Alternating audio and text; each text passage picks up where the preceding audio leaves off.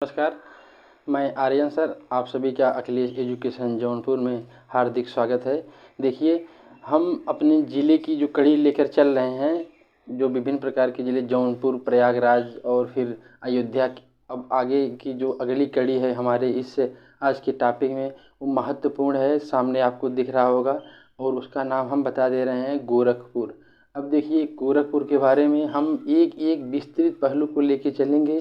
प्राचीन से लेके मध्यकालीन, आधुनिक, वैदिक, सब जितने भी पहलू आएंगे, आप पूरे वीडियो को एकदम ध्यानपूर्वक, एकदम अच्छे से धैर्यपूर्वक देखिएगा। अगर कहीं कोई कमी रह जाए वीडियो में या हमारे बताने के तरीके में, तो आप लोग खास करके कमेंट बॉक्स में ज़रूर, और कमेंट में जो कमेंट करिए वो सब नीतिगत नियमों के हिसाब से कमेंट में, ऐसा ना हो कि ताकि किसी को लगे कि नहीं, कमेंट ओछापूर्वक ना होना चाहिए। तो हम सीधे अपने टॉपिक पर आते हैं। टॉपिक पर आने से पहले सबसे पहले आपको एक पूरा समरी बता दें कि इसमें क्या क्या हम आपको बताएंगे। गोरखपुर जो शहर है उसका नामकरण किस प्रकार से हुआ, वहाँ के प्रमुख धार्मिक स्थल कौन कौन से हैं, उनकी महत्ता क्या है, उन धार्मिक स्थलों के संबंधित जो प्रचलित कहानियाँ हैं, चाहे पुराणों में हो चाहे जनश्रुतियाँ हों, और साथ साथ यहाँ पर हम आपको एक जो प्रमुख जो गदाधारी भीम है उनकी लेटी प्रतिमा भी बताएंगे। अब आप लोग वीडियो में धैर्यपूर्वक बने रहिए और ध्यान से समझिएगा कि यहाँ पर भीम का क्या योगदान आ गया कि जो सब लोग यहाँ पर आने के उनकी मतलब प्रतिमा यहाँ पर आन पड़ी। और दूसरी चीज़ आपको बताएंगे, धर्मराज के राजसू यज्ञ को भी बताएंगे। आपको वैष्णो देवी का जो वहाँ पर प्रमुख 3 मूर्तियाँ रखी गई हैं उसके बारे में बताएंगे, और वैष्णो देवी और भैरवनाथ के उद्धार की भी कहानी बताएंगे। और साथ साथ गोरख जो जो नाथ संप्रदाय गोरखनाथ का जिसके जो संस्थापक थे मच्छेंद्रनाथ, उनके हठ योग को भी हम आपको विस्तृत चर्चा करेंगे। और साथ साथ और ये भी बताएंगे कि यहाँ पर हमारे जो वायुसेना का जो जगुआर स्टेशन है उसके बारे में बताएंगे। और साथ साथ बगल के जो संत कबीर नगर में जो बगल में मगहर नामक स्थान है, जहाँ पर प्रसिद्ध कवि जो मध्यकालीन कवि थे, आप लोग जानते होंगे, निर्गुण कवि कबीर जी की भी जो वहाँ पर पुण्यस्थली मगहर के बारे में भी जानकारी देंगे। और आपको आगे एक प्रमुख जो वहाँ पर स्थान अंतर्राष्ट्रीय एयरपोर्ट बनाया जा रहा है, यहाँ से लगभग कुछ ही दूरी पर है, जो हमारे बगल के कुशीनगर ज़िले में है, उसकी भी विस्तृत चर्चा करेंगे। और अब सीधे सीधे आपको आते हैं टॉपिक पर लेकर। देखिए, गोरखपुर जो ज़िला है यह एक मंडल है और यूपी के 18 मंडलों में से यह प्रमुख मंडल माना जाता है। उत्तर प्रदेश के पूर्वांचल इलाके में यह पड़ता है, और साथ साथ यह यूपी के पूर्वी भाग में अंतर्राष्ट्रीय सीमा पर स्थित है। और यह जिस देश से सीमा बनाता है वह प्रमुख देश है नेपाल।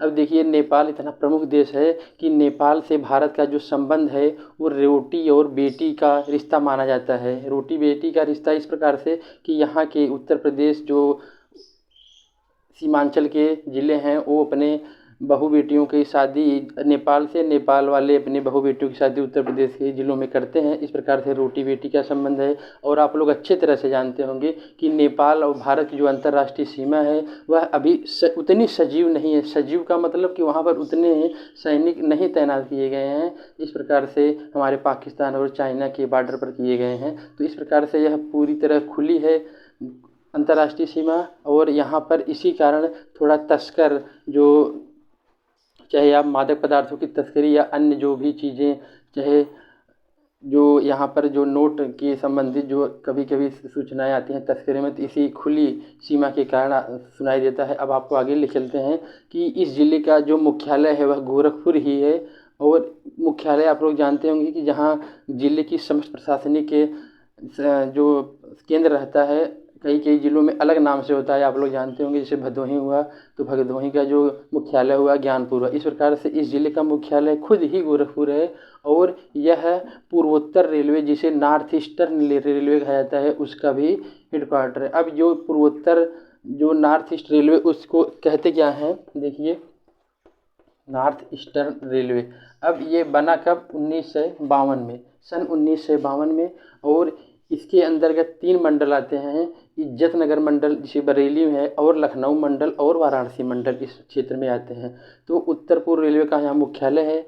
और इस ज़िले की देखिए हम उसकी भौगोलिक स्थिति के बारे में थोड़ा बताएंगे कि इस ज़िले के उत्तर दिशा में महाराजगंज और सिद्धार्थनगर प्रमुख ज़िले हैं, और इसके पूर्व दिशा में देवरिया और कुशीनगर प्रमुख ज़िले आते हैं, और पश्चिम साइड में संत कबीर नगर, जहाँ पर मगहर नामक स्थान है, कबीर की पुण्य स्थली है, उसके बारे में हम आपको चर्चा करेंगे। तो यह पश्चिम साइड में है गोरखपुर ज़िले के, और इसके दक्षिण साइड में मऊ, आजमगढ़ और अंबेडकर नगर जैसे प्रमुख ज़िले आते हैं। देखिए इसके नाम का जो स्रोत माना जाता है इस ज़िले का, कहा जाता है कि यहाँ पर गोरखनाथ जो नाथ संप्रदाय के एक प्रमुख सिद्ध थे, वो यहाँ पर पूजा अर्चना किए, यहाँ पर घोर तपस्या किए, और उन्हीं के नाम पर यह माना जाता है। वीडियो में आप लोग धैर्यपूर्वक बने रहिएगा। इनके गुरु के भी बारे में बताएंगे।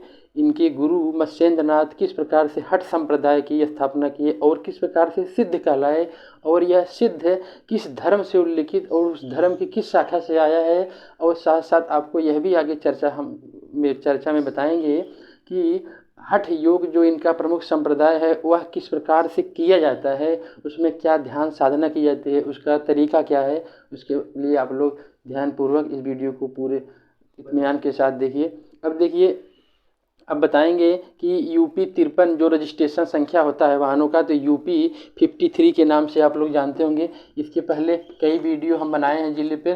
कई लोगों का कमेंट आया कि रजिस्ट्रेशन संख्या का भी उल्लेख कीजिए, तो ध्यान दीजिए इस ज़िले का जो रजिस्ट्रेशन होता है वाहनों का यूपी 53 के नाम से। अब देखिए यहाँ के जो वर्तमान सांसद हैं एमपी, जिसको मेंबर ऑफ पार्लियामेंट कहते हैं, वो आप लोग जानते होंगे कि भोजपुरी के बहुत अच्छे कलाकार हैं। उनका नाम है रवि किशन जी। और यहाँ के महापौर जो हैं, आप लोग कमेंट बॉक्स में कमेंट करिएगा कि यह एक नगर निगम क्षेत्र आता है, और इसमें लगभग कुल 32 गांव हैं, और यहाँ की जो नगर निगम की खासकर जनसंख्या है वह लगभग 15 लाख है। तो इस प्रकार यह है 2011 की जनसंख्या के आंकड़े के अनुसार जो हमारे देश में समस्त 10 लाख की जनसंख्या है उनमें प्रमुख स्थान रखता है। और यह जो समस्त गोरखपुर ज़िला है उसके जो रेलवे प्लेटफार्म है उसकी भी एक बहुत कीर्तिमान है विश्व में, क्योंकि यह विश्व का सबसे लंबा रेलवे प्लेटफार्म है। आपको बताएं कि इसकी लंबाई लगभग 1366 दशमलव कुछ करके है। इसकी जो संपूर्ण लंबाई है विश्व में सबसे लंबा प्लेटफार्म माना जाता है। तो इसकी लंबाई जो आपको बता रहे थे 1366.33 मीटर। तो आप लोग समझ रहे होंगे कि 13 से लगभग 1 किलोमीटर से ज़्यादा इसके प्लेटफार्म की लंबाई है, और यह विश्व का सबसे लंबा प्लेटफार्म है। अब देखिए, अब आपको बताएंगे कि गोरखनाथ कौन थे। और यह गोरखनाथ को गोरक्षनाथ भी कहा जाता है। आप लोग इनके शब्दों की जो संस्कृत में उत्पत्ति हुई, कहाँ पे ख और छ का किस प्रकार से उल्लेख किया जाता है, आप लोग इसके बारे में विभिन्न प्रकार से जानते होंगे। तो गोरखनाथ को गोरक्षनाथ के भी नाम से जाना जाता है, जैसा कि आप लोग टॉपिक में पीछे देख रहे होंगे कि जो लिखा गया है महायोगी गोरक्षनाथ की नगरी गोरखपुर। अब देखिए, प्रथम शताब्दी के ईसा पूर्व नाथ जो यहाँ के प्रमुख नाथ संप्रदाय थे जो योगी कहलाए, स्रोत उनका क्या माना जाता है कि यह राजा भर्तृहरि जो थे तथा उनके छोटे भाई विक्रमादित्य के छोटे भाई के समकालीन माने जाते हैं। और जो यह गोरखनाथ थे नाथ संप्रदाय के, इन्होंने माना जाता है कि संपूर्ण भारत की यात्रा की और तत्पश्चात यहाँ पर अपना तपस्या का प्रमुख स्थान बनाया, और उन्हीं के नाम पर प्रेरित होकर इस ज़िले का नाम गोरखनाथ रखा गया है। अब आगे ध्यान दीजिए कि इनके एक प्रमुख शिष्य थे जिनका नाम था भैरवनाथ। अब भैरवनाथ ही वैष्णो देवी जो माता ने इनका उद्धार किया था, इनके बारे में समस्त जानकारी आगे हम देंगे। अब देखिए, हमारे जो पुराण बताते हैं, पुराणों में इनको शिव का अवतार माना जाता है। तो इस प्रकार से इनके बारे में जो समस्त जानकारी हुई। अब देखिए, हमारे बगल में जो नेपाल देश है, आप लोग गोरखा नाम सुने होंगे, जो गोरखा बटालियन कहा जाता है, इन्हीं के नाम से प्रेरित होकर रखा गया है। और एक दूसरी चीज़, यहाँ गोरखा बटालियन है, तो वहाँ पर नेपाल में इनके नाम से गोरखा जिला का भी नाम रखा गया है। दूसरी चीज़ माना जाता है कि गोरखनाथ जो बाबा प्रमुख थे जिनको वहाँ के लोग भगवान मानकर पूजा करते हैं। कहा जाता है कि गोरखा ज़िले, नेपाल के गोरखा ज़िले में ही सर्वप्रथम दिखलाई पड़े थे और वहाँ पर एक गुफा में इनके पदचिन्हों और साथ साथ इनकी कुछ मूर्तियों का भी उल्लेख किया गया है। और वहाँ अच्छे तरीके से, भावनात्मक तरीके से नेपाल जैसे देश में भी पूजा की जाती है और हमारे देश में भी तो पूजा की ही जाती है। अब देखिए, जो वहाँ पर मूर्ति है गोरखा ज़िले में, गुफा जो है वहाँ पर उनके पदचिन्हों का उल्लेख किया गया है। वहाँ पर बैसाख पूर्णिमा के दिन पर प्रमुख मेला लगता है। अब उस मेले का नाम जो है आप लोग जानिए कि नेपाल देश का नाम है, ज़िला कौन सा है, गोरखा ज़िला। गोरखा ज़िला जो उत्सव मनाया जाता है बैसाख पूर्णिमा के दिन, ध्यान दीजिए, बहुत महत्वपूर्ण यह दिन है बैसाख पूर्णिमा। अब जो उत्सव मनाया जाता है, इस उत्सव का नाम बहुत प्रसिद्ध है, परीक्षाओं में भी पूछ चुका है, आगे पूछा जाता रहेगा, रोट महोत्सव। ध्यान दीजिए, यह बहुत इंपॉर्टेंट महोत्सव है जिसको रोट महोत्सव के नाम से जाना जाता है। कब मनाया जाता है, किस देश में है, किस ज़िले में है, तो यह बहुत जानकारी वाली चीज़ है। अब देखिए, इनके जो एक प्रमुख भारत में स्थल है, वह प्रमुख स्थल जो माना जाता है कि गोगा मेढ़ी हनुमानगढ़ ज़िला राजस्थान में है। वहाँ पर भी इनके जो प्रमुख मंदिर हैं राजस्थान में है। और दूसरा वेरावल मढ़ी, आप लोग जानते हैं सोमनाथ के पास जो ज्योतिर्लिंग है, वहाँ भी इनका एक प्रमुख मंदिर है। और इनको 12.5 पंथ, जो इनके पंथ माने जाते हैं, 12.5 पंथ माने जाते हैं। इस प्रकार से इनके जो विषय में संपूर्ण जानकारी है, किस प्रकार से इनका उल्लेख पुराणों में किया गया है, इनका किसको अवतार माना जाता है, तो आपको बताए हैं कि शिव का अवतार माना जाता है। सर्वप्रथम इनको गोरखा ज़िला जो नेपाल का है, वहाँ इनके पदचिन्हों का उल्लेख किया गया है। साथ साथ जो महोत्सव वहाँ पर मनाया जाता है, तो प्रमुख जो दिवस है वह बैसाख पूर्णिमा का दिवस है। और जो महोत्सव मनाया जाता है, इसको रोट महोत्सव के नाम से जाना जाता है। अब इनके जन्म की कहानी हम आपको बताएंगे कि गोरखनाथ जी कब कब पैदा हुए। इनको माना जाता है कि यह जो चारों प्रमुख युग हैं, ये सभी युगों में पैदा हुए हैं। अब देखिए, इनके पैदा होने की कहानी हम बताएंगे कि त्रेता, द्वापर, कलयुग में किस प्रकार इन्होंने अपने जन्म, देखिए इनकी जन्म की कथा त्रेता युग में बताया जाता है कि त्रेता युग में भी ये जन्म ले चुके हैं। देखिए, त्रेता युग, द्वापर युग, कलयुग। अब इन तीनों युगों के बारे में बताएंगे कि ये कब कब जन्म लिए, किस प्रकार से। तो कहा जाता है कि रामचंद्र जी के राज्याभिषेक में भी ये शामिल हुए। अगर ये राज्याभिषेक में शामिल हुए तो इसका अर्थ ये हुआ कि वह उस समय भी वहाँ पर अवतार लेके जन्म ले चुके थे। इस प्रकार निमंत्रण पर इन्होंने राज्याभिषेक, राम के राज्याभिषेक में शामिल हुआ। और दूसरी चीज़, द्वापर में जो इनका उल्लेख किया जाता है कि जूनागढ़ जो गिरनार प्रमुख है, जूनागढ़ आप लोग जानते होंगे, गिरनार जो पहाड़ी है, वहाँ पर भी इनकी प्रमुख है मंदिर पाया जाता है गिरनार में। और ये वहाँ पर इन्होंने तप किया, ऐसा कहा जाता है। और दूसरी चीज़, जो कृष्ण और रुक्मणी का विवाह हुआ था, उसमें भी ये शामिल हुए थे। कहने का मतलब ये हुआ कि द्वापर युग में भी ये जन्म लिए थे। और तीसरी आपको बताएं कि कलयुग में जो इनका उल्लेख किया जाता है, बप्पा रावल, आप लोग जानते होंगे, नहीं जानते हैं तो ये एक प्रमुख है, राजकुमार थे। एक बार ये घूमते घूमते जंगल में पहुंच गए और इनकी जो मुलाकात हुई एक घोर तपस्वी से हुई। तो जो घोर तपस्वी थे वो कोई और नहीं थे, यही गोरखनाथ जी थे। और इन्होंने बप्पा रावल को प्रसन्न होकर एक तलवार दिया। ध्यान दीजिए, आगे आपको बताएंगे कि तलवार किनका प्रमुख हथियार है। तो जो तलवार दिया, तो इन्हीं तलवार के बल पर इन्होंने मुगलों को हराया था। और बप्पा रावल ने ही, आप लोग इतिहास में पढ़ेंगे कि बप्पा रावल ने ही चित्तौड़गढ़, जानते होंगे राजस्थान में है, चित्तौड़गढ़ की स्थापना की। तो बप्पा रावल, इनकी जो कलयुग की कहानी है इस प्रकार से है कि किस प्रकार बप्पा रावल को इन्होंने तलवार दिया और इन्होंने किस नगर की, प्रमुख नगर की स्थापना की, तो चित्तौड़गढ़ की। अब आपको बताएंगे कि इनके प्रमुख रचनाएं जो उल्लिखित की गई हैं, काफ़ी के स्रोत उपलब्ध नहीं है, लेकिन जिनके स्रोत उपलब्ध हैं, जिनके नाम उपलब्ध हैं, जो प्रमुख स्रोत हैं, आपको उन रचनाओं के बारे में हम उल्लेख करेंगे। आप लोग अगर सुनना चाहें सुन लीजिए, अगर जो परीक्षा तैयारी करने वाले जो प्रमुख साथी हैं वो अपना लिख भी लीजिए। हम बार बार बोलेंगे उनके नामों को, रचनाएं जो हैं। तो प्रमुख रचनाएं इस प्रकार हैं। शब्दी प्रमुख रचना है जिसमें इनके प्रमुख शब्दों या दोहों का उल्लेख किया गया है। दूसरी प्रमुख रचना पद है। फिर आगे शिष्या दर्शन है। प्राण सांकली प्रमुख रचना नरवय बोध करके।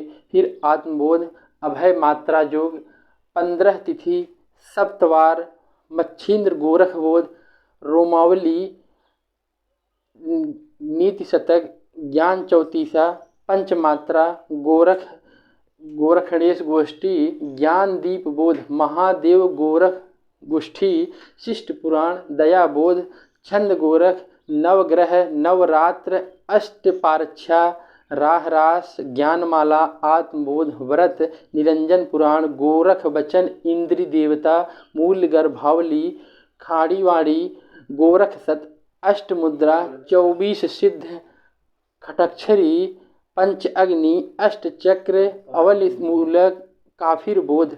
तो इस प्रकार से इनकी जो समस्त रचनाएं का उल्लेख किया गया है, जो विभिन्न स्रोतों में काफ़ी मशक्क़त के बाद आई हैं, तो कुल लगभग 34 रचनाएं हैं। इनमें से काफ़ी रचनाओं का अभी उतना शोध नहीं किया जा चुका है, और अगर किया भी गया है तो स्पष्ट तरीके से नहीं मिल पाए हैं। तो इस प्रकार से इनकी कितनी लगभग रचनाएं, लगभग 40 रचनाएं माने जाते हैं। अब हम आपको इनके गुरु के बारे में बताएंगे कि इनके गुरु मत्स्येंद्रनाथ। अब देखिए, इनके जो गुरु मत्स्येंद्रनाथ थे उनके बारे में प्रमुख चीज़ें बताएंगे कि मत्स्येंद्रनाथ हैं किस प्रकार से नाथ संप्रदाय और हठ जो संप्रदाय, हठ योग जो कहा जाता है, तो गुरु कौन थे? मत्स्येंद्रनाथ। इनको मच्छिंद्रनाथ भी कहा जाता है। तो जो इनके गुरु थे वो 64 महासिद्धियों में से एक थे। अब देखिए, गुरु लिखते चलेंगे, जो प्रमुख इंपॉर्टेंट चीज़ें रहेंगी। गुरु मत्स्येंद्रनाथ, मत्स्येंद्रनाथ या मच्छिंद्रनाथ भी कहा जाता है। अब देखिए, कितने सिद्धियों में से प्रमुख थे? तो 84 सिद्ध, 84 सिद्ध में से प्रमुख थे। अब देखिए, ये सिद्ध जो कहलाएं किस प्रकार से, यह जो आप लोग बौद्ध धर्म जानते होंगे, आगे चलकर उन्हें विभिन्न प्रकार शाखाओं में बंटे, तो उसमें एक प्रमुख शाखा थी वज्रयान। तो वज्रयान जो बौद्ध धर्म की शाखा थी, उसी में से ये सिद्ध आगे चलकर, जब इनकी तपस्याएं खास कर हठ धर्म पर आधारित हुए। हठ धर्म मतलब कि समस्त जीवन के कर्मों को छोड़कर केवल तप के बल पर ईश्वर को प्राप्त करना। तो इसी प्रकार वज्रयान शाखा से सिद्ध, और जो 84 प्रमुख सिद्ध हुए उन्हीं में से मत्स्येंद्रनाथ थे। अब जो इन्होंने स्थापना की हठ योग विद्यालय। अब देखिए, जो हठ योग आपको बता रहे हैं बार बार, हठ योग विद्यालय की स्थापना की। अब इन मत्स्येंद्रनाथ जी के प्रमुख शिष्यों में से जो गोरखनाथ जी हैं वो प्रमुख हैं, और नाथ संप्रदाय जो माना जाता है इनका, हठ योग और नाथ संप्रदाय।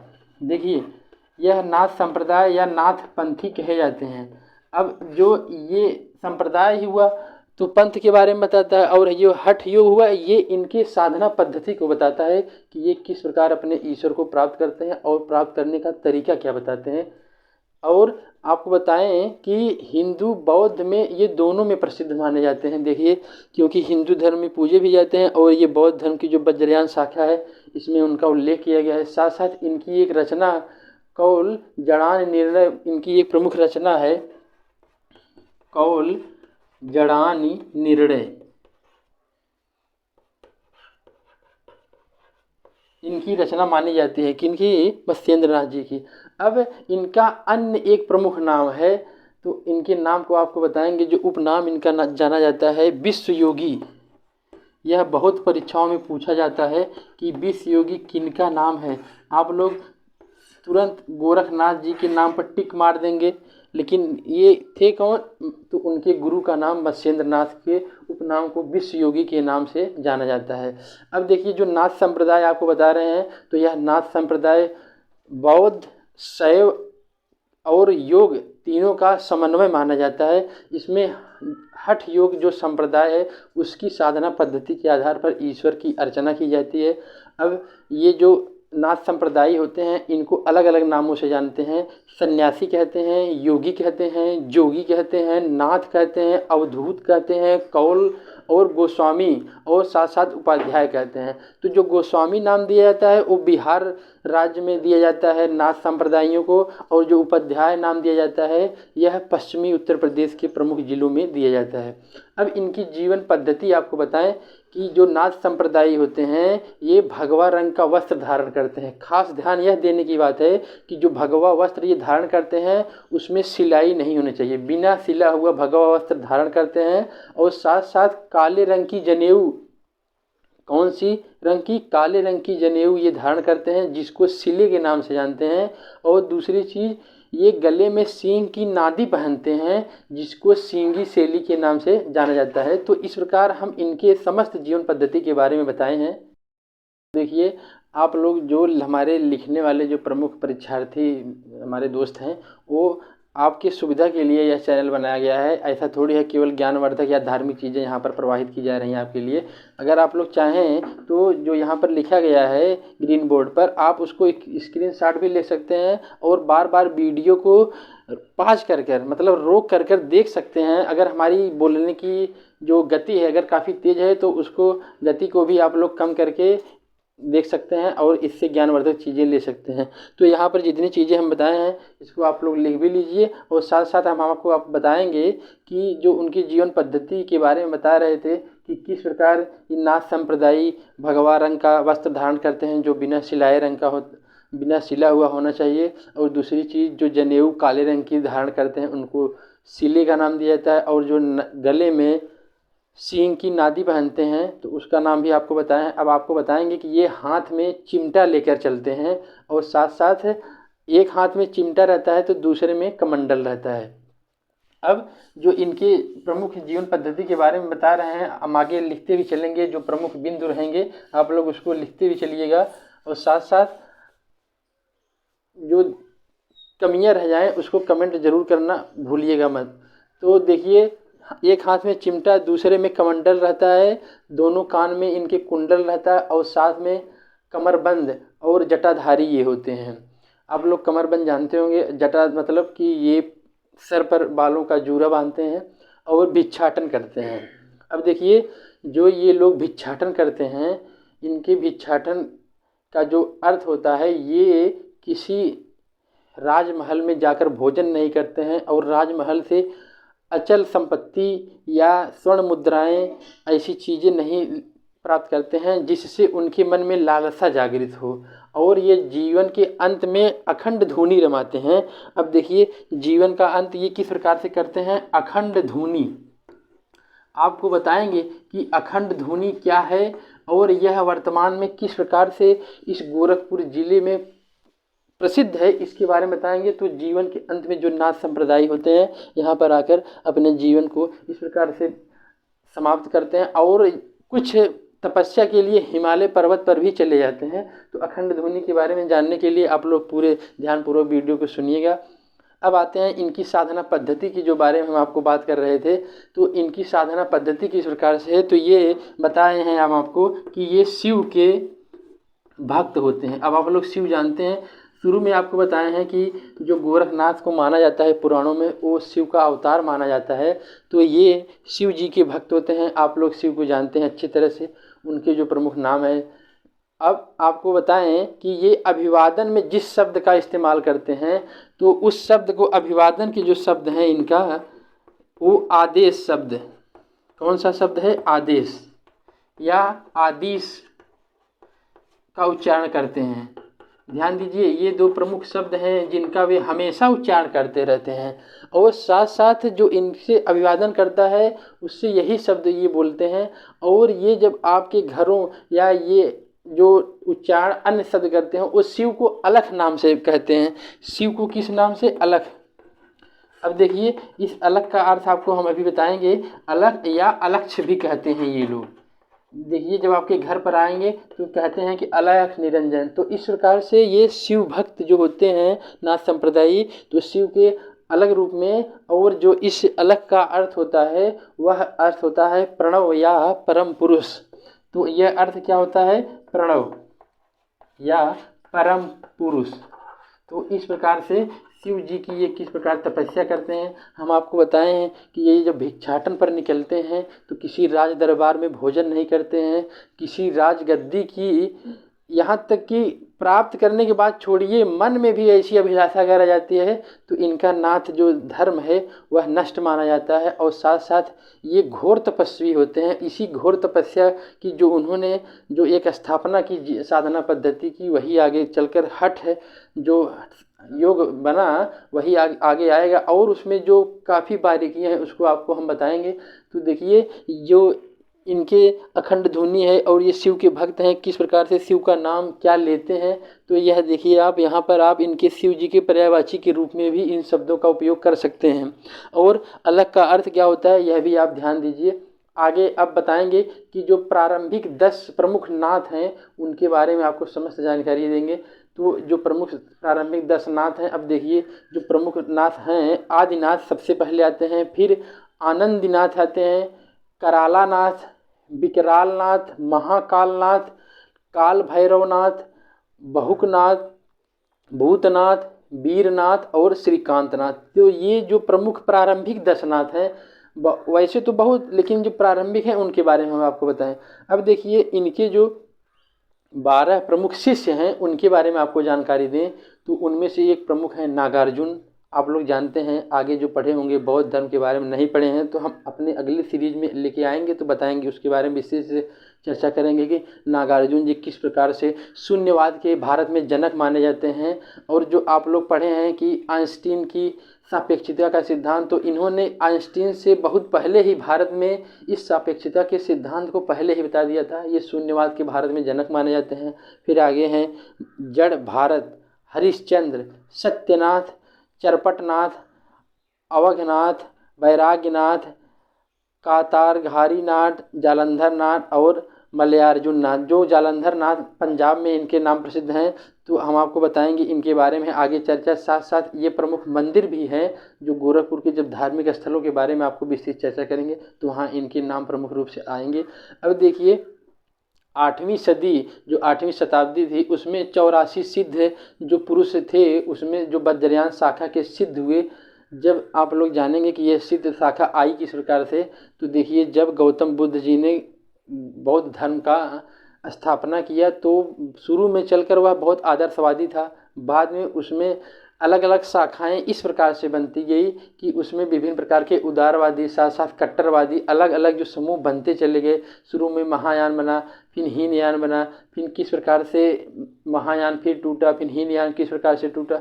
तो फिर बाद में चलकर जो प्रमुख संत थे जो बाद में नाथ कहलाए, तो उनकी जो पूजा अर्चने की जो प्रमुख कठिन प्रणाली हुई वही बाद में वज्रयान शाखा की सिद्ध जो प्रणाली बनी, उसी सिद्धों में से ये प्रमुख माने जाते हैं। अब जो नवनाथ गुरु हैं उनके बारे में हम आपको प्रमुख रूप से उल्लेख करें तो जो प्रमुख थे मच्छेंद्र नाथ थे, फिर गोरखनाथ थे, फिर जालंधर नाथ थे, नागेशनाथ, भरतरीनाथ, चरपटीनाथ, कानीफनाथ, गहनीनाथ और रेवननाथ। तो ये जो प्रमुख नवनाथ गुरु हैं, और इनके अलावा और भी थे, उनके नाम का हम आपको उल्लेख कर देंगे, लेकिन आप लोग ये समझिए कि ये जो प्रमुख नव हैं ये हैं। अब इनके अलावा जो थे आदिनाथ थे, मीनानाथ, गोरखनाथ, खरपरनाथ, सतनाथ, बालकनाथ। कहीं कहीं आप क्षेत्रीय जो स्थानीय जो नाथ पूजे जाते हैं आप लोग जानते होंगे, आपके संप्रदाय या अगल बगल जो धार्मिक समूह होंगे वहाँ पर ऐसे नाम मिलेंगे। फिर गोलकनाथ, आप लोग गोलकनाथ को संविधान के जो ढांचा वाला निर्णय है उससे मत जोड़िए, ये नाम है। फिर विरूपाक्षनाथ, भर्तहरि, अयीनाथ, खेरचीनाथ और रामचंद्रनाथ। तो इसके अलावा और थे, बाकी जो प्रमुख हैं हम उनके बारे में आपको जानकारी दे दिए। अब देखिए महाराष्ट्र जो हमारा प्रमुख राज्य है वहाँ पर नवनाथ भक्तिसार ग्रंथ जो लिखा गया है जिसके आधार पर वहाँ पूजा होती है, आपको उसके बारे में आपको जानकारी दें कि यह जो ग्रंथ है वहाँ पर जिसके आधार पर वहाँ पर इस पंथ की पूजा की जाती है महाराष्ट्र। अब उस ग्रंथ का जो नाम है उस ग्रंथ का नाम नवनाथ भक्तिसार ग्रंथ, नवनाथ भक्ति सार ग्रंथ। अब देखिए यह जो ग्रंथ है वह बहुत प्रमुख ग्रंथ है। इसी आधार पर महाराष्ट्र में नाथ संप्रदाय संचालित होता है। अब दूसरी चीज़, ये जो रचना है, यह लिखा जो गया है वो मत्स्येंद्र नाथ द्वारा ही लिखा गया है।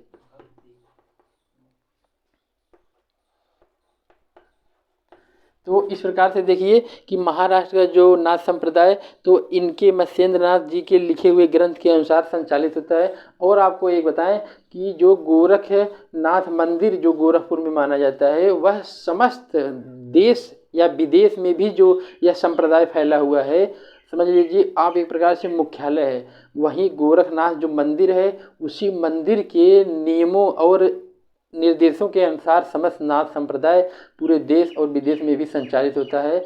और आप लोग जानिए, जो हमारे वर्तमान के माननीय मुख्यमंत्री श्री योगी आदित्यनाथ जी हैं, वह इस समय इस जो मंदिर की जो प्रमुख नाथ संप्रदाय है, उसमें भी एक प्रमुख पद धारण करते हैं। इसके बारे में हम आपको आगे चर्चा करेंगे, तो आप लोग वीडियो में बने रहिए और साथ साथ कमेंट भी करिए। अगर आप जानते हैं तो अच्छी बात, नहीं जानते हैं तो आप लोग आगे जानिए।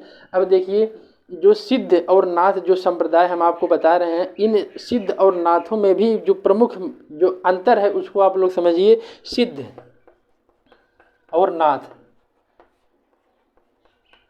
अब देखिए जो सिद्ध हैं ये अपने आप को अनीश्वरवादी कहते हैं। क्या कहते हैं? अनीश्वरवादी।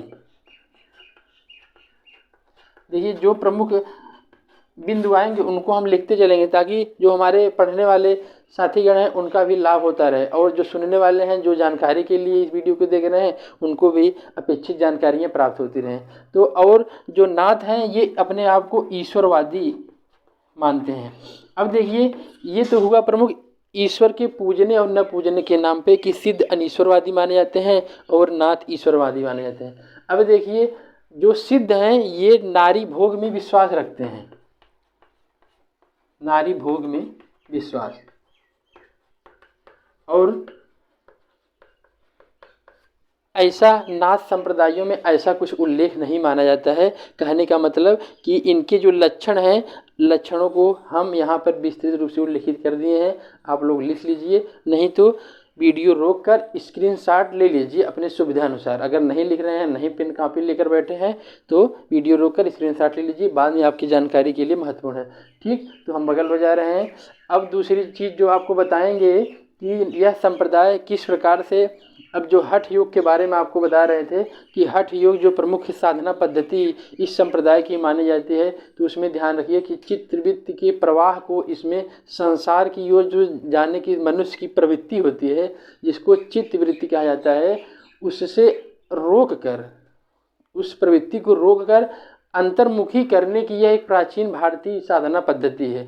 अब जो यह हम बता रहे हैं कि दुनिया की जो प्रमुख माया जाल है उसकी तरफ मन का विचरण न हो, उसको रोक कर अंतर्मुखी होना, तो यह जो हम बता रहे हैं इसका स्रोत क्या है? तो इसका स्रोत एक प्रमुख ग्रंथ है जिसको हठ योग प्रदीपिका कहते हैं। जो ग्रंथ है जिसका हम उल्लेख कर रहे हैं, प्रदीपिका, तो इस ग्रंथ में यह उल्लेखित किया गया है कि जो हठ योग साधना पद्धति है वह मनुष्य को सांसारिक मायाजाल में न जाकर खुद को अंतर्मुखी करके जो ईश्वर है उनके प्राप्त करने का तरीका बताया गया है। अब जो तरीका बताया गया है, अब आप लोग समझिए, थोड़ी जटिल चीज़ें हैं, लेकिन आप लोग सुनेंगे, उसको समझेंगे तो वह आपको आसानी से समझ में आएगा। कि इसमें कहा गया है कि कुंडलिनी को जागृत कर नाड़ी मार्ग से ऊपर उठाने का प्रयास किया जाता है।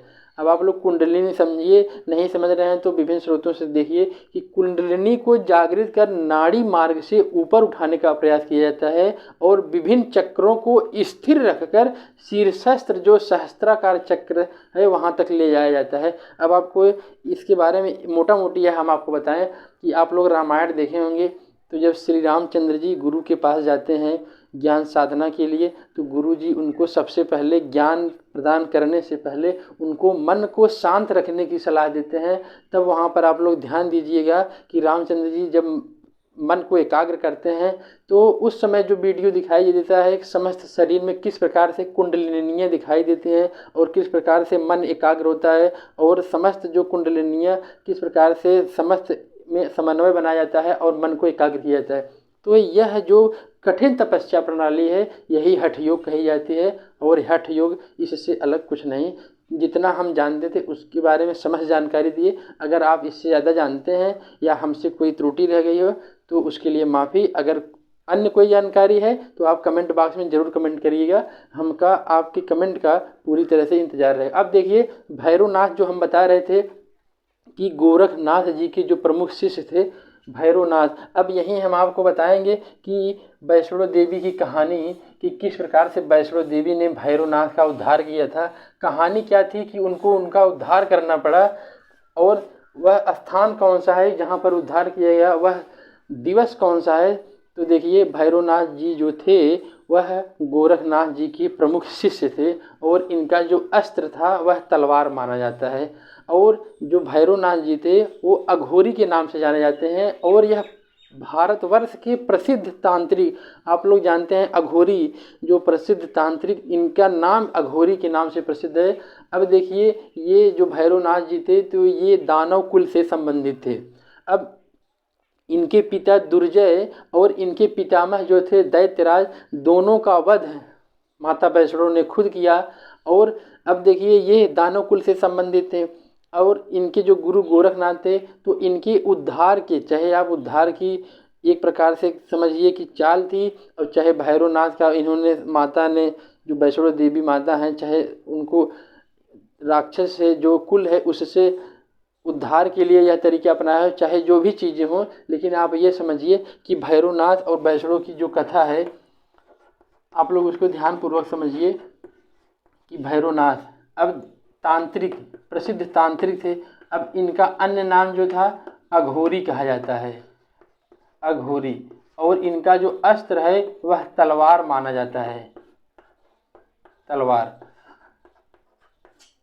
अब आप समझिए कि अघोरी तांत्रिक, जो अघोरी होते हैं, जो तंत्र विद्या सीखते हैं, तो इनको अपना गुरु मानते हैं। अघोरी तांत्रिक इनको अपना गुरु मानते हैं, क्योंकि यह तंत्र विद्या के प्रमुख विद्वान थे।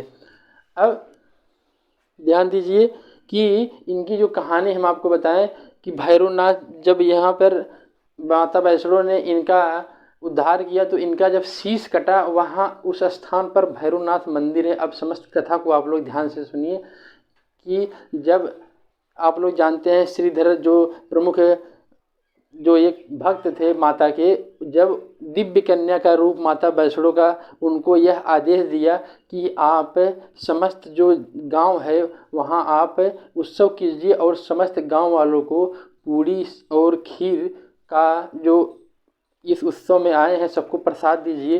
तो निमंत्रण पर, वो श्रीधर नामक भक्त के निमंत्रण पर गुरु गोरखनाथ और साथ में भैरवनाथ जी दोनों लोग गए थे। और जब दोनों लोग गए, जब खाना पीना वहाँ पर चल रहा था, तो खुद माता वैष्णो जी खुद अपने हाथ से, जो प्रमुख उनकी छड़ी थी, तो सबको खीर और पूड़ी खुद बांट रही थी। लेकिन इसी बीच जब गोरखनाथ और भैरवनाथ जी का नंबर आया तो भैरवनाथ जी यह हठ करने लगे कि हमें खीर पूड़ी के स्थान पर मांस और मदिरा चाहिए। लेकिन यहाँ पर जो पूजा पाठ चल रहा था वहाँ मांस मदिरा का समझ लीजिए कोई नामो निशान नहीं। लेकिन वहाँ पर उन्होंने हठ किया, बार बार माता वैष्णो के समझाने पर भी वे नहीं माने। लेकिन जब नहीं माने तो माता और उनके बीच में लड़ाई समझ लीजिए छिड़ गई। उस लड़ाई में एक वीर लंगूर बालाजी महाराज थे, वो कन्या की रक्षा करने लगे। लेकिन जब कन्या की रक्षा कर रहे थे तो भैरवनाथ जी प्रमुख तांत्रिक थे, उन्होंने उनका वध कर दिया, मतलब उनसे वो हार गए। तब भैरवनाथ जी ने उस दिव्य कन्या का पीछा किया। जब दिव्य कन्या का पीछा किए तो दिव्य कन्या माता जो वैष्णो थी वो त्रिकूट पर्वत, आप लोग जब जम्मू जाते होंगे वैष्णो जी के दर्शन के लिए तो त्रिकूट पर्वत इसकी तरफ वो भागी। अब जब भागी तो वहाँ पर दोनों में युद्ध हुआ, और माता ने, जो वैष्णो देवी थी, वो माता काली का रूप पकड़कर, माता काली का अवतार लेकर भैरवनाथ का सिर धड़ से अलग कर दिया। और जहाँ वह सिर गिरा वहीं पर भैरवनाथ मंदिर आज है। और माता ने जब उनको मोक्ष दिया उसके बाद उनको दर्शन दिए और बोली कि मेरे दर्शन के बाद यहाँ पर जो आएगा मेरे दर्शन के बाद अगर तुम्हारा दर्शन नहीं करेगा तो उसकी जो आस्था है सफल नहीं मानी जाएगी। तो इस प्रकार आप लोग जानते हैं कि वैष्णो जी के दर्शन के बाद 3 किलोमीटर की और चढ़ाई के बाद दर्शनार्थी भैरव बाबा के दर्शन के लिए जाते हैं। अब आप लोग ये ध्यान दीजिए कि वहाँ पर जो स्थान है, जो 3 प्रमुख पिंडियाँ रखी गई हैं, वो 3 प्रमुख पिंडियाँ हैं कौन कौन, उनका क्रम किस प्रकार से है और उसके बारे में आप लोग जानिए। तो जो प्रमुख पिंडी जो बीच में है, वो बीच वाली जो पिंडी है वो महालक्ष्मी जी की है। किस देवी की? महालक्ष्मी की। अब देखिए महालक्ष्मी, और जो बगल की बाएं की, अब देखिए बाएं और दाएं जो पिंडी है तो यह महासरस्वती की है। बाएं की पिंडी जो है महासरस्वती जी की है। 3 पिंडियां हैं, आप लोग देखे होंगे, दर्शन किए होंगे, और जो दाएं की पिंडी है वह महाकाली जी की है। तो इस प्रकार से तीनों पिंडियों के नाम हुए और किस प्रकार से उनका क्रम है। तो ये बीच में है और ये किस प्रकार से दाएं स्थान पर और ये बाएं स्थान पर तीनों पिंडियां हैं। तो इस प्रकार से हम भैरवनाथ जी के उद्धार के बारे में बताएं कि किस प्रकार। अब देखिए इस कथा में चाहे आप ये समझिए कि गुरु जानते थे कि ये दानव कुल से इनका उद्धार माता के द्वारा इस प्रकार से हो, और चाहे आप उस कहानी को जिस प्रकार से भी समझना चाहें वो आपकी मर्जी है। जैसी जानकारी उल्लिखित है हम आपके सामने रख दिए, अब निर्णय आपको करना है। ठीक, जो गोरखपुर महत्वपूर्ण ज़िला है। अब जो गोरख संप्रदाय है, यह संप्रदाय समस्त जो धर्म है यहाँ के भारत के, बौद्ध में, हिंदू में, मुस्लिम, सिख, जैन, समस्त में यह जो स्थान गोरखपुर है समस्त में यह पूजनीय है। और साथ साथ यह जो स्थान गोरखपुर है साधना स्थली सबकी रहा है। और मध्ययुगीन में जो मध्ययुगीन संत मध्यकाल में थे गोरखनाथ जी, इन्हीं के नाम पर इस जिले का नाम पड़ा। ये आपको बता दिए हैं नाथ संप्रदाय किस प्रकार से हुआ। अब गोरखनाथ मंदिर के आपको बारे बताएं, जो हम आपको बता रहे थे कि जो हमारे प्रमुख वर्तमान में मुख्यमंत्री जी हैं उत्तर प्रदेश के, वो यहाँ के एक पद धारण करते हैं। तो आप समझिए कि वह गोरखनाथ मंदिर के प्रमुख वर्तमान संत हैं। और साथ साथ इस जो गोरखनाथ मंदिर वहाँ पर है गोरखपुर में, वहाँ पर मकर संक्रांति के अवसर पर खिचड़ी नामक मेला, खिचड़ी मेला प्रसिद्ध है और यह लगभग 1 माह तक चलता है। और नाथ संप्रदाय का यह प्रमुख स्थान माना जाता है गोरखनाथ मंदिर। यहाँ नाथ संप्रदाय आकर जो हम आपको बताए हैं कि जो जीवन के अंत समय में यहाँ पर तपस्या करते हैं, उस तपस्या के बारे में बताएंगे। और संपूर्ण देश में नाथ संप्रदाय का जो बता रहे थे कि यह संपूर्ण देश में नाथ संप्रदायों के जो मंदिर हैं उनकी देख रेख यहीं से की जाती है। एक प्रकार से यह जो समस्त नाथ संप्रदाय उनका मुख्यालय आप मान सकते हैं।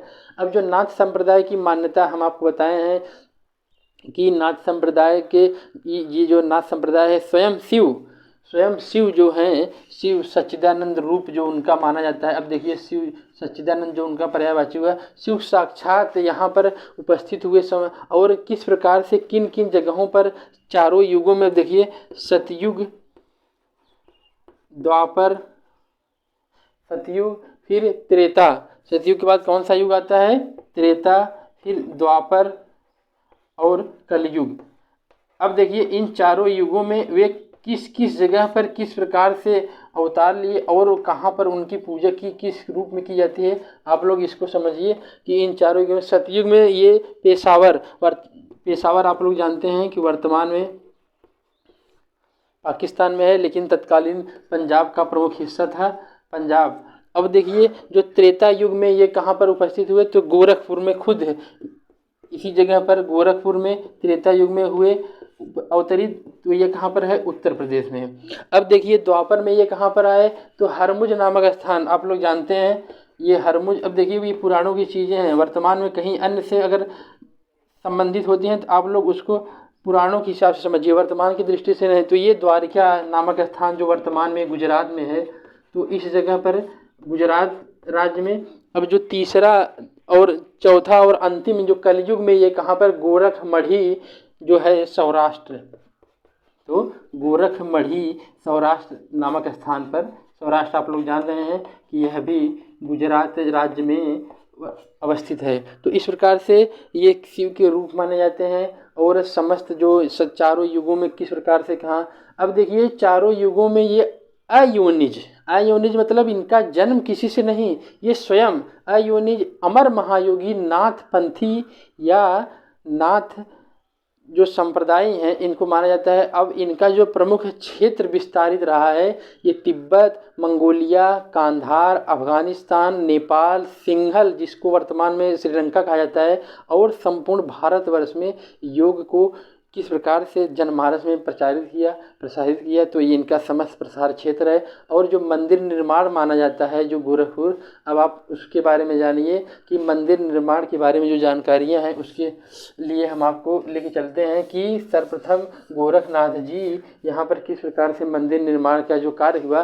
तो ज्वाला देवी जो एक प्रसिद्ध मंदिर है उनके परिभ्रमण के बाद इन्होंने यहाँ पर आकर राप्ती नदी के तट पर, आप लोग जानते हैं गोरखपुर राप्ती नदी के तट पर और एक प्रमुख नदी है जो संगम वहाँ पर बनाती है, उसके बारे में हम आपको बताएंगे। उसके लिए आगे ध्यानपूर्वक सुनिएगा कि ज्वाला देवी के परिभ्रमण के बाद गोरखनाथ जी ने यहाँ पर आकर राप्ती नदी के तट पर तपस्या शुरू की। और पीठाधीश्वर जो वहाँ के महंत अवैधनाथ हैं उनके सहयोग से, और जो प्रमुख दिग्विजय नाथ जी महाराज हैं, ये प्रमुख जो पीठाधीश्वर हैं इनके सहयोग से 52 एकड़ में, अब देखिए जो क्षेत्रफल है जिसमें मंदिर है तो 52 एकड़ में गोरखनाथ की अखंड ज्योति, अब देखिए जो अखंड ज्योति जो वहाँ पर प्रज्वलित हो रही है, अखंड ज्योति, अब यह कहा जाता है कि यह त्रेता युग से आज तक लगातार जल रही है। अब जो अखंड धूना हम आपको बता रहे थे, अखंड धूना, अब आप लोग समझिए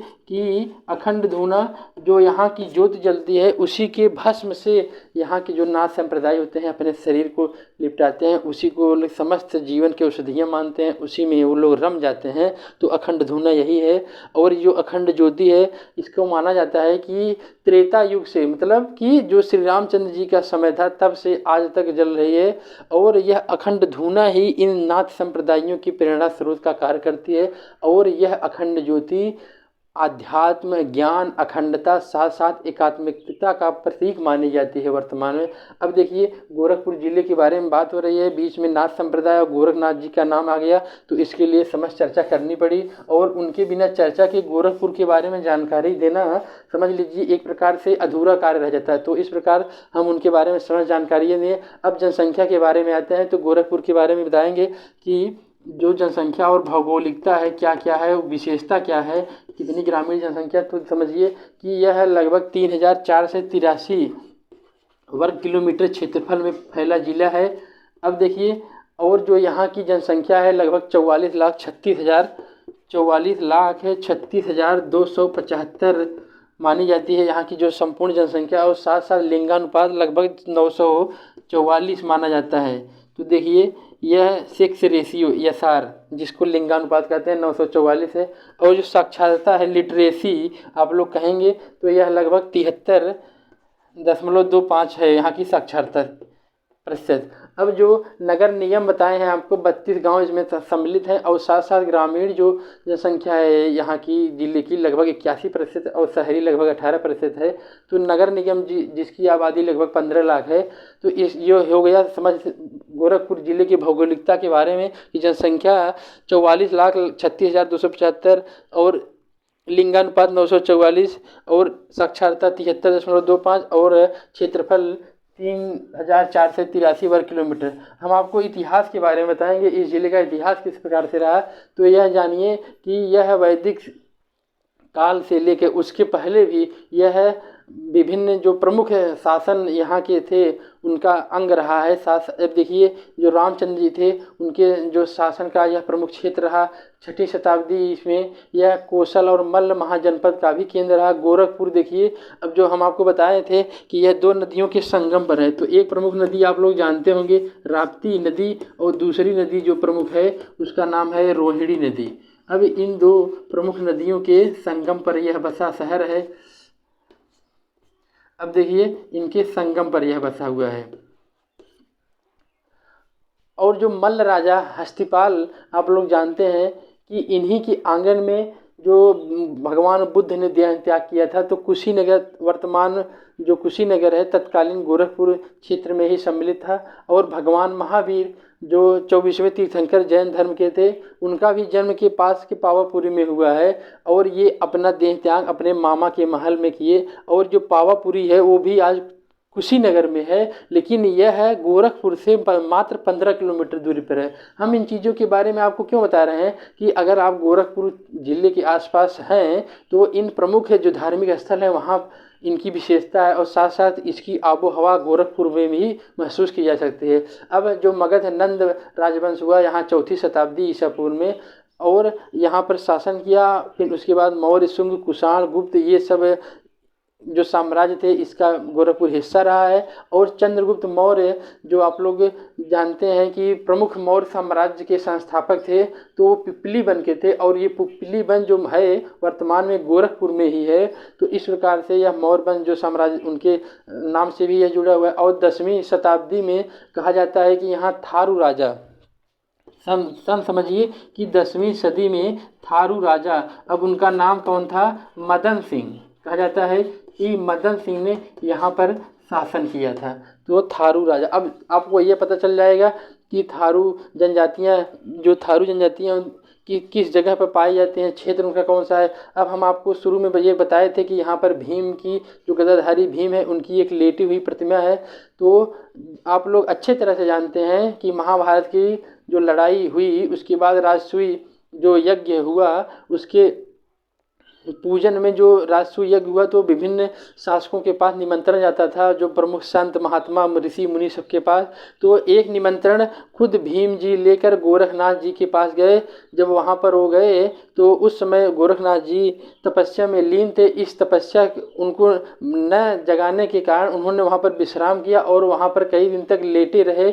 तो इस प्रकार से वहाँ पर भीम की जो लेटी हुई प्रतिमा आज है, वहाँ पर एक मंदिर है जिसका वर्तमान में काफ़ी दर्शनार्थियों द्वारा पूजा किया जाता है और काफ़ी प्रसिद्ध भी है। अब जानिए कि 12वीं सदी में, इतिहास में 12वीं सदी या शताब्दी जब आई तो मोहम्मद गोरी इस क्षेत्र को विजय किए। और साथ साथ यहाँ पर कुतुबुद्दीन ऐबक से लेकर बहादुर शाह जफर तक जो समस्त शासक थे, उन्होंने इस क्षेत्र पर शासन किया। अब आपको बताएं कि 16वीं सदी में जो कबीर जी, आप लोग जानते हैं, प्रमुख कवि हुए, और उनकी ये कर्मस्थली रही। और जो कर्मस्थली रही वर्तमान में संत कबीर नगर, देखिए कबीर जी की जो कर्मस्थली है वह इस ही क्षेत्र रहा है। लेकिन उनकी जो अंतिम अंत्येष्टि हुई वह मगहर में हुई, जो मगहर संत कबीर नगर जिले में है।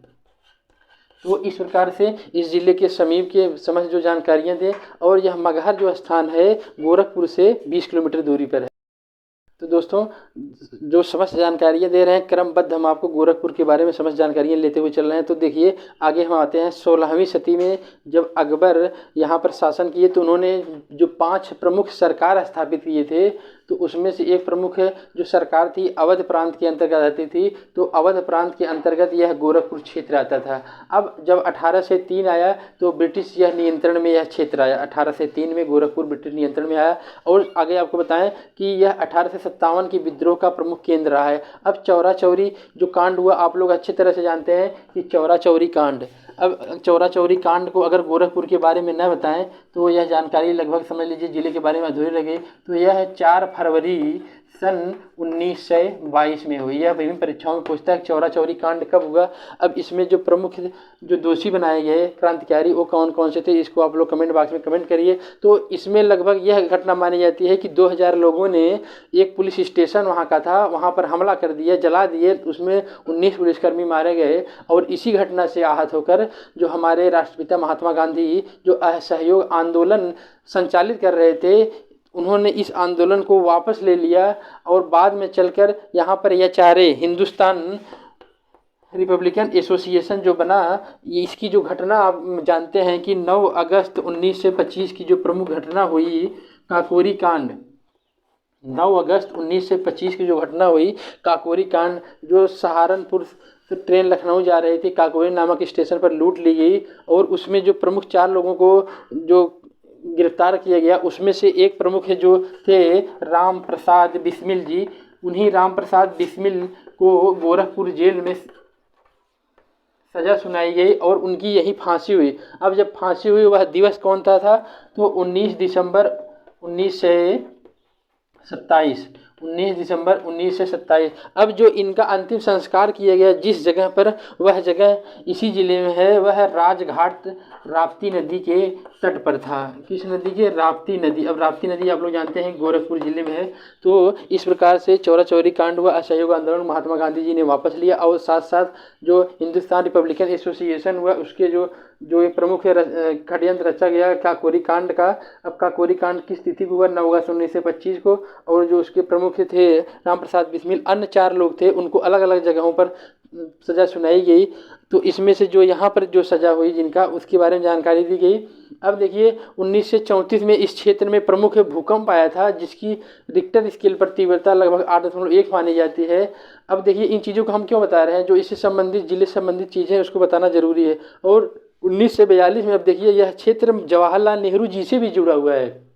1942 में जब असहयोग आंदोलन हुआ तो 9 अगस्त को, अगले ही दिन 8 अगस्त 1942 को यह शुरू हुआ भारत छोड़ो आंदोलन, लेकिन अगले ही दिन ब्रिटिश से जो प्रशासक थे उन्होंने 9 अगस्त को सुबह ही जवाहरलाल नेहरू को गिरफ्तार करके यहीं इसी ज़िले में कैद किया और 3 वर्ष तक वो यहाँ पर बिताए। और आगे आपको जान कर यह समझ में आएगा कि यहाँ पर एक सहजनवा तहसील है जो पाली ब्लॉक, वहाँ का एक गांव है, वहाँ पर एक स्मारक बनाया गया है। एक बार वहाँ पर सभा हो रही थी, ब्रिटिश विरोधी सभा, तो वहाँ पर ब्रिटिश जो सैनिक थे उन्होंने अंधाधुंध गोलियां चलाई और 9 लोग मरे। उन्हीं के सम्मान में स्मारक बनाया गया। वह स्मारक सहजनवा तहसील पाली ब्लॉक में है। और देखिए यहाँ की जो अर्थव्यवस्था मानी जाती है मुख्यतः सेवा क्षेत्र पर मानी जाती है। अर्थव्यवस्था कहने का मतलब यहाँ पर विभिन्न प्रकार के जो चिकित्सा सुविधा, शिक्षा सुविधा, अन्य जो सुविधाएं हम प्रदान की जाती हैं तो सेवा क्षेत्र माना जाता है। अब देखिए टेराकोटा यहाँ का जो प्रमुख खिलौना निर्माण माना जाता है। टेराकोटा आप लोग जानते हैं, याद रखिए कि टेराकोटा जो प्रमुख चीज़ है, जो यहाँ की मिट्टी के खिलौने होते हैं पके पकाए, तो उनको टेराकोटा कहा जाता है। ये गोरखपुर से संबंधित है। अब आप यह जानिए कि सोलघर, बखीपुर और सिटी मॉल सिने प्रेमियों के लिए, सिनेमा प्रेमी उनके लिए बहुत महत्वपूर्ण बन जाता है कि यहाँ 3 स्क्रीन वाला आईनॉक्स मल्टीप्लेक्स है। और जो यहाँ की प्रमुख चीज़ें हैं, अब रामपुरी मछली पकाने की जो परंपरा है, आप यहाँ जाएंगे तो उससे बचकर नहीं आ पाएंगे, उसका स्वाद लेंगे ही। अब देखिए यह जो प्रमुख ज़िला है, यह बिरहा गायक बालेसर और भोजपुरी लोक गायक जो हैं मनोज तिवारी, मालिनी अवस्थी और मायावती का प्रमुख जिला रहा है। अब साहित्य के बारे में आपको जानकारी दें कि कबीर जी जो थे 1440 से लेकर 15 से 18 उनका जो समय काल था, तो मगहर नामक स्थान पर उनको दफनाया गया। वह जिला वर्तमान में जो स्थान है वर्तमान के संत कबीर नगर जिले में। और वो जो यह दूरी है इस गोरखपुर ज़िले से मात्र 20 किलोमीटर है, इसलिए यहाँ पर कबीर जी का उल्लेख करना अपेक्षित हो जाता है। और साथ साथ मुंशी प्रेमचंद जी आप लोग जानते हैं कि 1880 से 1936 तक उनका जीवन काल था। यही उनकी कर्मस्थली थी और उन्हीं कर्मस्थली के नाम पर यहाँ पर एक मुंशी प्रेमचंद संग्रहालय, साथ साथ एक मुंशी प्रेमचंद पार्क भी बनाया गया है। विद्या निवास मिश्र को आप लोग जानते हैं, हिंदी साहित्यकार, साथ साथ संस्कृत के प्रकांड विद्वान भी थे। और फिराक गोरखपुरी जो अंग्रेजी के इलाहाबाद विश्वविद्यालय में अंग्रेजी के प्रोफेसर थे, रघुपत सहाय फिराक इनका बचपन का नाम था। गोरखपुर में ही इनका बचपन बीता और इनकी जो जन्म जो समय था लगभग 1896 से 1921 तक था। तो इस प्रकार से यहाँ पर इन्होंने फिराक गोरखपुरी के नाम से, उर्दू के बाद में ये चलकर एक शायर हुए। और परमानंद श्रीवास्तव प्रतिष्ठित साहित्यकार थे। और लक्ष्मीकांत प्यारेलाल आप लोग जानते हैं, लक्ष्मीकांत प्यारेलाल को हर हिंदू सिने प्रेमी अच्छे तरह से जानता होगा कि ये प्रसिद्ध संगीत निर्देशक थे और इनका जन्म इसी गोरखपुर ज़िले में हुआ। भोजपुरी भाषा जो यहाँ की प्रमुख भाषा मानी जाती है, यह इस ज़िले में ही नहीं इस समस्त भारत के क्षेत्र में, साथ साथ यह विदेशों में भी बोली जाती है। जो प्रमुख देश हैं जहाँ बोली जाती है, फिजी हुआ, ट्रिनिडाद टोबैगो और गुयाना, मॉरिशस, सूरीनाम में बोली जाती है। यह भोजपुरी यहाँ की जो प्रसिद्ध बोली है। और भोजपुरी जो प्रमुख सिनेमा बनाई जाती है, तो यह विश्व की एकमात्र ऐसी बोली है जिसमें आज तक सबसे ज़्यादा फिल्में बन चुकी हैं। और प्रसिद्ध स्थल जो यहाँ के है, गोरखपुर मंदिर के बारे में हम आपको बता दिए कि यह मंदिर गोरखपुर रेलवे स्टेशन से 4 किलोमीटर उत्तर पश्चिम में है। और मकर संक्रांति को यहाँ प्रसिद्ध है 1 माह का मेला, खिचड़ी मेला लगता है। और विष्णु मंदिर हम आपको बताएं कि विष्णु मंदिर मेडिकल कॉलेज मार्ग पर लगभग 3 किलोमीटर शाहपुर मोहल्ले में है। 12वीं सदी में पालकालीन जो शासक थे वो काले कसौटी पत्थरों से इस मंदिर का निर्माण कराया है। और दशहरा के अवसर पर यहाँ रामलीला का प्रमुख मंचन किया जाता है। गोरखपुर के बारे में जितनी जानकारी दी, विष्णु मंदिर के बारे में बताया, फिर गोरखपुर मंदिर। अब देखिए गीता प्रेस, इसका उल्लेख करना इसलिए महत्वपूर्ण हो जाता है कि यह प्रमुख प्रेस बहुत महत्वपूर्ण है। और इस प्रेस की जो अवस्थिति है यह है रेती चौक के पास है। लगभग स्टेशन जो वहाँ का है वहाँ से लगभग 4 किलोमीटर दूरी है। इसके सफ़ेद संगमरमर की जो दीवारें हैं, इन दीवारों पर गीता की जो समस्त 18 अध्याय हैं उनके श्लोकों का उत्कीर्णन इससे गीता प्रेस के दीवारों पर किया गया है। और रामकृष्ण के जीवन से संबंधित जो प्रमुख घटनाएं हैं उनको चित्रित इनकी दीवारों पर किया गया है। यहाँ की धर्म पुस्तकें, हैंडलूम, टेक्सटाइल बहुत प्रसिद्ध मानी जाती हैं। और साथ साथ यहाँ पर एक प्रसिद्ध पत्रिका कल्याण का, यहाँ पर विश्व प्रसिद्ध पत्रिका कल्याण का यहाँ से प्रकाशन होता है। अब देखिए आगे है विनोद भवन। यह स्टेशन से, जो स्टेशन वहाँ का 9 किलोमीटर दूरी पर है, और यह गोरखपुर कुशीनगर मार्ग पर है। और यहाँ पर एक पिकनिक स्पॉट है। अब इस पिकनिक स्पॉट जो है, यहाँ जानवरों का विहंगम नज़ारा का लुत्फ उठाया जा सकता है। जो जानवर यहाँ पर हैं, खरगोश, हिरन, अन्य जो जानवर हैं। और यहाँ नववर्ष नवरात्रि पर प्रमुख अवसर पर यहाँ पर उत्सव मनाया जाता है। और गीता वाटिका, आगे जो प्रमुख स्थल है गीता वाटिका, यह गोरखपुर पिपराइच मार्ग पर है। यहाँ पर राधा कृष्ण मंदिर है। और साथ साथ हनुमान प्रसाद, इसकी जो स्थापना गीता वाटिका की वह हनुमान प्रसाद पोद्दार के निर्देशन में हुआ। रामगढ़ ताल, अब यह देखिए बहुत महत्वपूर्ण है गोरखपुर में। अगर आप लोग टहले और रामगढ़ ताल के बारे में नहीं जाने तो समझ लीजिए गोरखपुर में नहीं लगभग आप टहल पाएँ। तो रामगढ़ ताल जो है यह 1700 एकड़ में फैला हुआ है। और इसकी जो परिमाप देखिए, जो वो पूरा ताल एरिया लगभग 18 किलोमीटर उसका परिमाप है। अब पर्यटकों के लिए इसमें जो प्रसिद्ध चीज़ें हैं, जल क्रीड़ा केंद्र बनाया गया है, नौका विहार होता है, बौद्ध संग्रहालय है, तारामंडल है, और चंपा देवी पार्क है, अंबेडकर उद्यान आदि यहाँ पर प्रमुख चीज़ें हैं। अब देखिए इमामबाड़ा भी वहाँ पर है। अब जो इमामबाड़ा बनाया गया है वह 1717 में। अब देखिए जो अब गोरखपुर में इमामबाड़ा, हर धर्म के जो स्थल हैं उनको भी हमको बताते हुए चलना, हिंदू धर्म फिर मुस्लिम धर्म, सबको हिंदू मुस्लिम तहजीब पर के अनुसार। अब देखिए जो यहाँ के प्रमुख है, जो सूफी संत थे उनका नाम था हजरत बाबा। जो प्रमुख सूफी संत थे उनका नाम देखिए हजरत बाबा रोशन अली शाह। तो इनके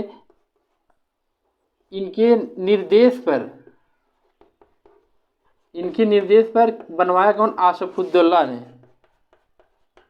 आसफुद्दौला ने इस इमामबाड़े को बनवाया। तो 1717 ईस्वी में इस इमामबाड़े का निर्माण किया गया। अब देखिए महत्वपूर्ण जो यहाँ पर ताजिया निकाले जाते हैं, 2 प्रमुख ताजिया हैं, स्वर्ण और चांदी के ताजिया। और यहाँ पर मुहर्रम पर जुलूस भी निकाला जाता है। अब देखिए इस क्षेत्र में प्राचीन महादेव झारखंडी मंदिर है। अब यह किस स्थान पर है? देवरिया जो मार्ग है, गोरखपुर देवरिया मार्ग, वहाँ पर। और कूड़ा घाट जो बाजार है उसके निकट माना जाता है। यह प्राचीन शिव स्थल रामगढ़ जो ताल है उसके पूर्व में है प्राचीन महादेव झारखंडी मंदिर। अब देखिए मुंशी प्रेमचंद जो उद्यान है, यह गोरखपुर में वो मुंशी प्रेमचंद जी जो कर्मस्थली उद्यान है वहाँ पर वो शिक्षक थे। यहाँ पर एक पुस्तकालय, सूर्यकुंड मंदिर है। कालांतर में यहाँ पर बताया जाता है कि श्री राम जी ने यहाँ पर विश्राम किया, इसलिए सूर्यकुंड मंदिर। अब देखिए यहाँ पर 4 प्रमुख रेडियो स्टेशन हैं। अब उनमें जो प्रमुख रेडियो स्टेशन है तो ऑल इंडिया रेडियो है जो लगभग 100.1 मेगाहर्ट्ज पर काम करता है। फीवर एफएम है 94.3 मेगाहर्ट्ज पर काम करता है। बिग एफएम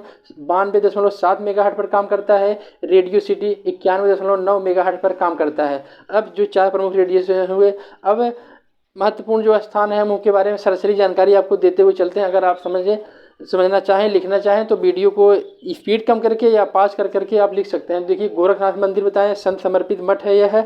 और यहाँ पर प्रणव मंदिर, ओमकारेश्वर आश्रम महर्षि ओमकारनाथ के कारण यहाँ बना हुआ। गीता प्रेस, आरोग्य मंदिर, भारतीय वायुसेना का जगुआर स्टेशन, लड़ाकू स्टेशन, यहाँ पर जगुआर जो प्रमुख लड़ाकू विमान है उसके लिए बनाया गया है। दुनिया का सबसे बड़ा सहारा इंडिया परिवार सबसे पहले यहीं दुनिया में स्थापित हुआ।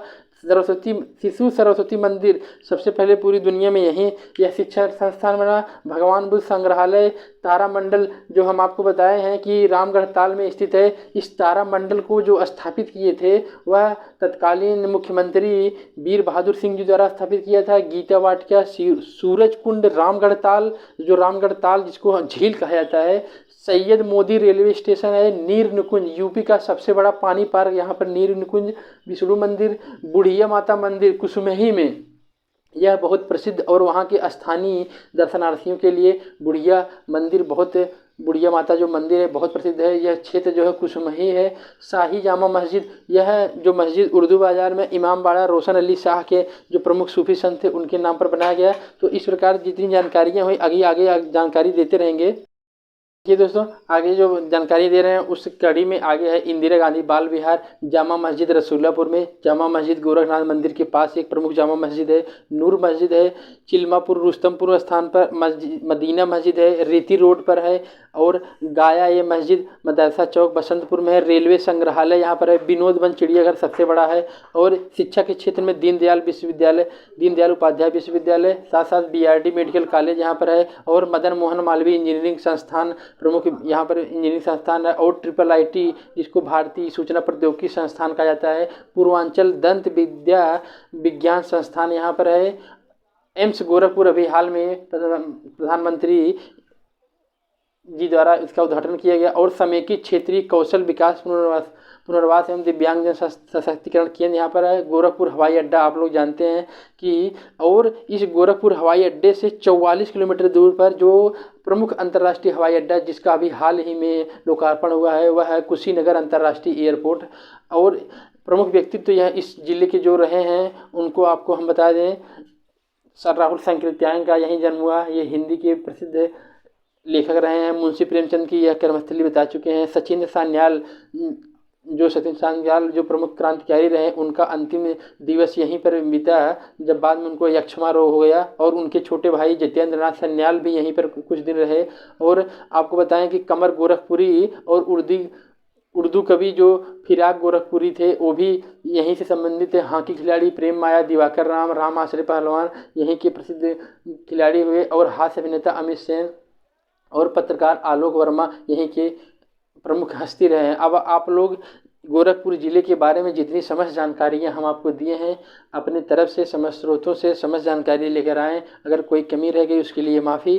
और यह जानकारी आप अपने से अपने पढ़ने वाले अपने शुभचिंतकों के पास ज़रूर भेजिए, और उनको इस चैनल को शेयर सब्सक्राइब लाइक करने के लिए बोलिए। और साथ साथ हमें आपके हर एक कमेंट का अच्छे से इंतज़ार रहता है। आपके हौसले से ही हम आगे अन्य ज़िलों की कड़ियों के बारे में जानकारी लेते आते रहेंगे। और साथ साथ आप अपने इस प्यार को इस चैनल पर इसी प्रकार बनाए रखिए। जय हिंद।